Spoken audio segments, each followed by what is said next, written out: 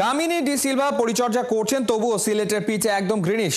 তবে কি পেস বান্ধব উইকেটেই হচ্ছে Bangladesh Zimbabwe test? BCB cricket operations chairman Nazmul Abedin Fahim চান স্পোর্টিং উইকেট। টেস্ট সিরিজে ব্যাটারদের কাছে আরো দায়িত্বশীল উইলো বাজি আশা করছেন এই পরিচালক।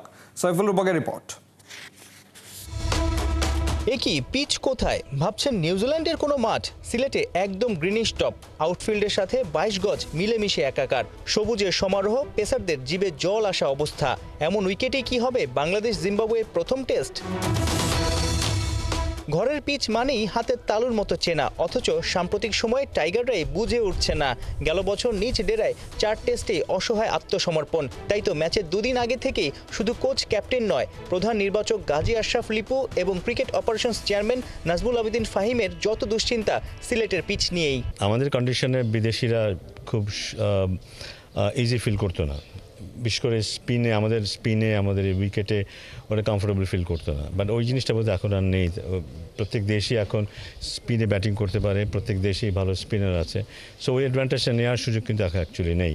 এখন যেটা করতে হবে আমাদেরকে, হয়তো ভালো উইকেটেই ভালো খেলে আমাদেরকে জিততে হবে। সেটা একদিক থেকে হয়তো ভালো, এভাবে যদি আমরা জিততে পারি, ভালো খেলতে পারি, সেটা আমাদের দেশে ভালো খেলার জন্য যেমন প্রয়োজন হবে, বিদেশেও সেটা আমাদের কাজে লাগবে আমরা যখন বিদেশে যাবো টেস্ট ক্রিকেট খেলতে। শুধু পিচ নয়, ভাবনায় ফেলছে ব্যাটারদের ছন্নছাড়া অবস্থাও।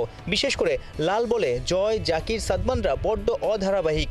তুলনামূলক দুর্বল প্রতিপক্ষ জিম্বাবুয়ের বিপক্ষে কি ফর্মে ফিরতে পারবে বাংলার ব্যাটাররা? কিছুটা ডিসঅ্যাপয়েন্টিং ডেফিনেটলি। ওরা যেভাবে শুরু করেছিল, এক্সপেকটেশন তেমনই ছিল যে বাই দিস টাইম ওরা হয়তো দাঁড়িয়ে যাবে।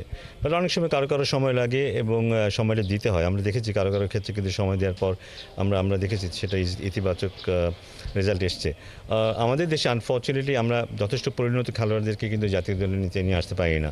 পরিণত হওয়ার আগেই ওদেরকে জাতীয় দলে নিয়ে আসতে হয়। তো ওই সুযোগটা অনেক সময় দিতে হয়।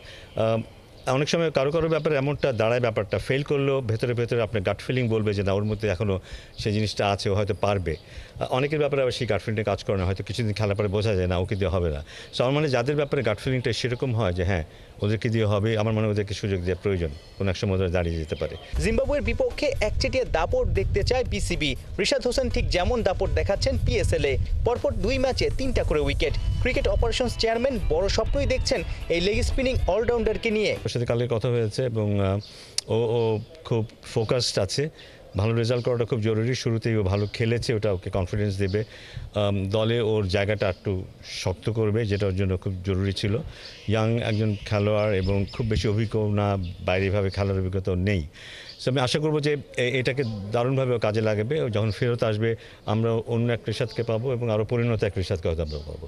বৃহস্পতিবার সিলেটে বিকেলের সেশনে অনুশীলন করেছে টাইগাররা। ওয়ার্ম আপ আর ফিল্ডিং সেশন উন্মুক্ত থাকলেও ব্যাট বলের প্র্যাকটিস করেছে ক্লোজ ডোরে।